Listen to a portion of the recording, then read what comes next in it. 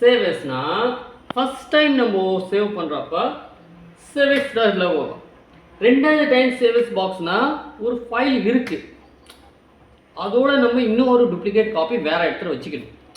இப்போ ஒரு பெரிய டாக்குமெண்ட்டு ரொம்ப அதிகமாக டைப் பண்ணியிருப்பாங்க மேட்டர்ஸு, அது பை சான்ஸ் மிஸ் ஆகிடுச்சுன்னா, கரெக்ட் ஆகிடுச்சுன்னா என்ன பண்ண முடியும்?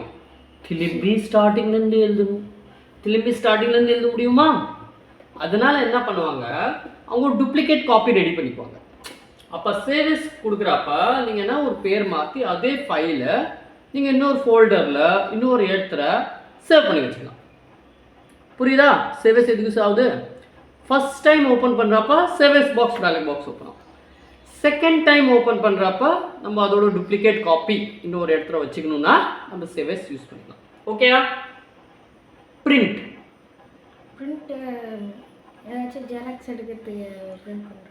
பிரிண்ட் ஜெராக்ஸ் வேறு, பிரிண்ட் வேறு. ஜெராக்ஸ்னால் இப்போ யாராச்சும் ஜெராக்ஸ் எடுத்துகிட்டு வராங்க, அது நம்ம ஜெராக்ஸ் போட்டு கொடுக்குறது. பிரிண்ட்னா சிஸ்டத்துலேருந்து நம்ம பிரிண்ட் கொடுக்குறது. அவங்க வாட்ஸ்அப்பில் எடுத்தாராங்க, இது எனக்கு வேணும், அப்போ அவங்க வாட்ஸ்அப்பில் அனுப்புவாங்க, நம்ம வாட்ஸ்அப்லேருந்து இல்லை மெயிலேருந்து எடுத்து அவங்களுக்கு பிரிண்ட் எடுத்து கொடுக்குறது. அதுதான் பிரிண்ட். Page set.